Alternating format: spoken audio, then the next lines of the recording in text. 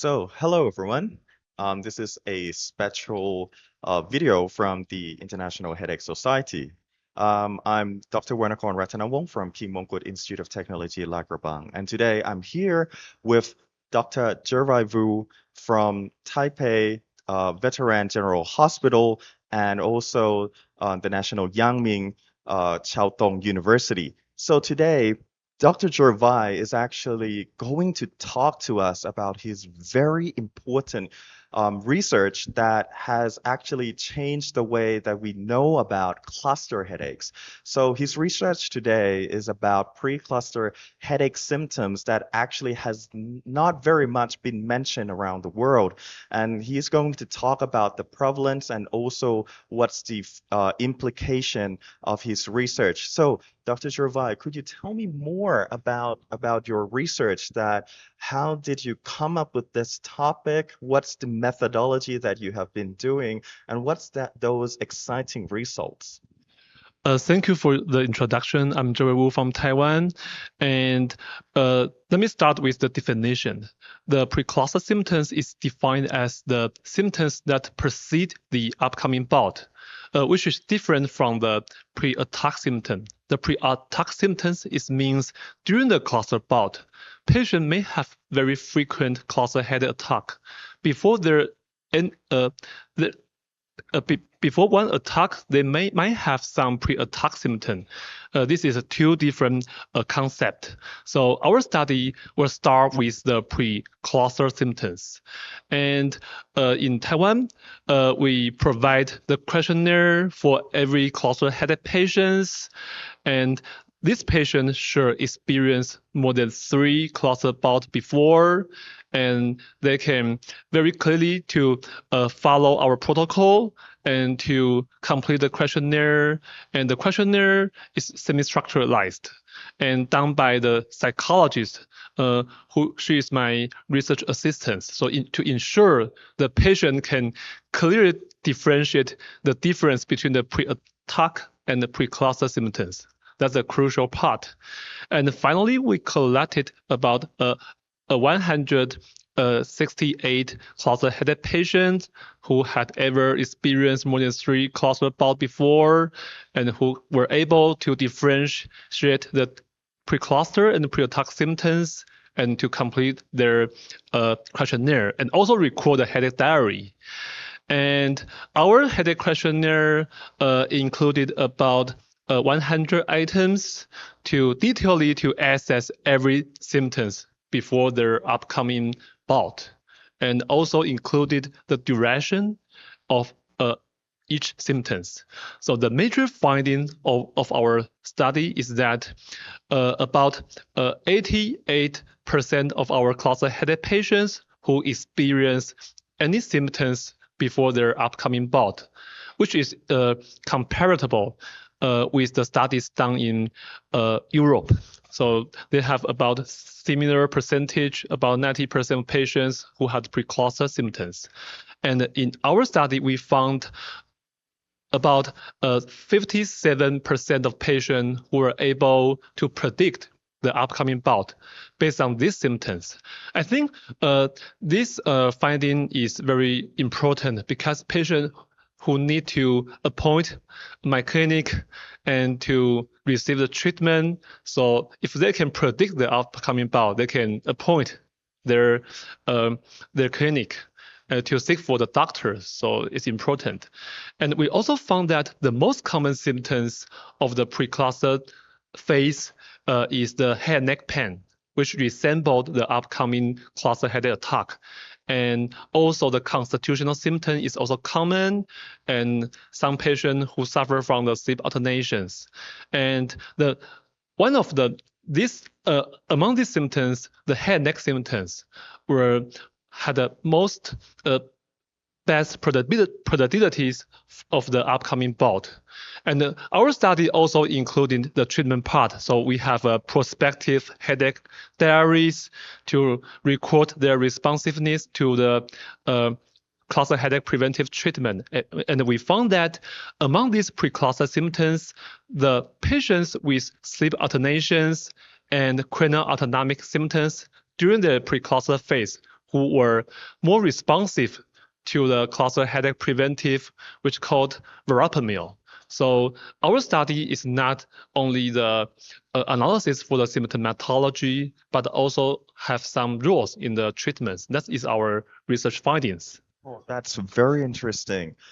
I have a question also for you, Dr. Jr-wei, that will these findings, could they actually help us with understanding more of the pathophysiology of cluster headaches, and what do you think about it? That's a great question because among our symptomatology analysis, we found that the head neck pain is the most common one. And this symptom included not only the localized pain, but also some patients may suffer from generalized pain symptoms.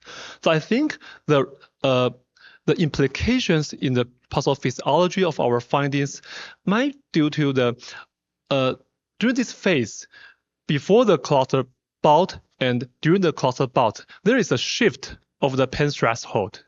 In those patients who altered their pain threshold and the threshold become lower and their activated hypothalamus and other pain metrics can provoke more pain symptoms. That is our hypothesis.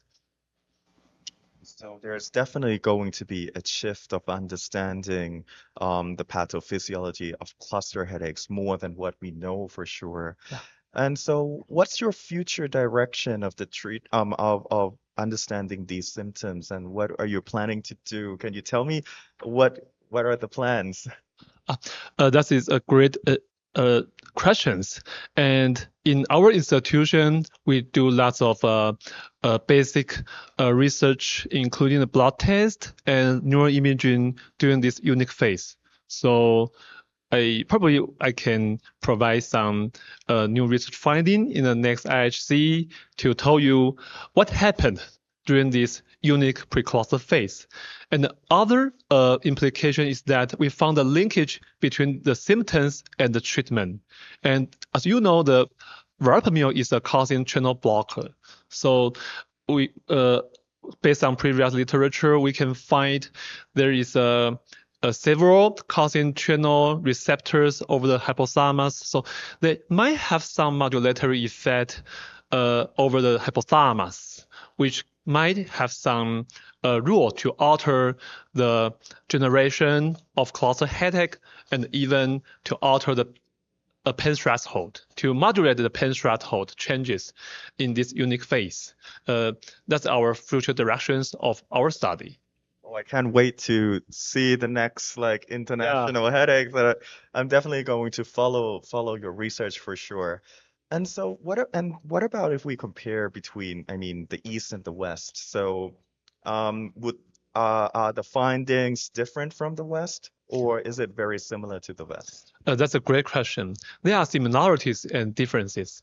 In our study and the Western study, we both of us can find the precluster symptoms is common. The percentage is around 85% to 90%. So it's common in all cluster headache populations, but the symptomatologies might have some differences.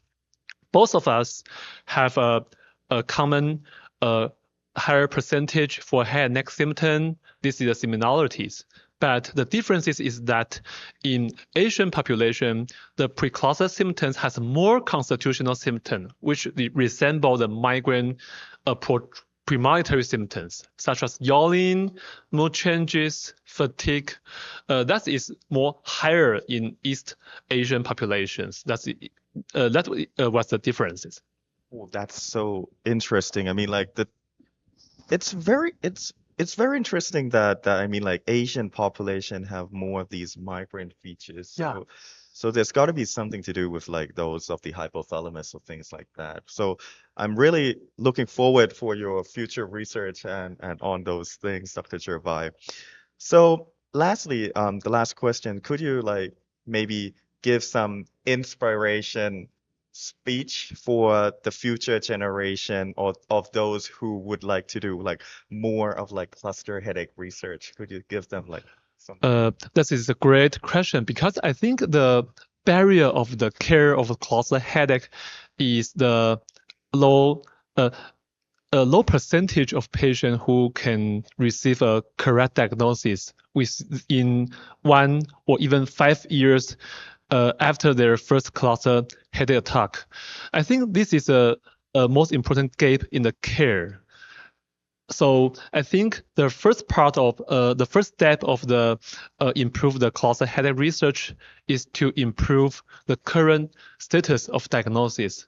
I remember that there was a study published in England. They found that several cluster headache patients who receive a correct diagnosis on average 4 years after their first cluster bout. But the cluster headache attack is very unbearable and severe. So I think the first step is to improve the diagnosis. And the next step is the cluster headache has some uncertainties in their pathophysiologies. So I think in the future we can introduce more the neuroimaging or even biomarkers such as the test for the CGRP or other potential new biomarkers to help to solve some puzzles in the mechanisms underlying different phase of cluster headache, such as the pre-attack and pre-cluster phases. I think that's the next step. And in the future, I think the treatment is also crucial for the care of cluster headache.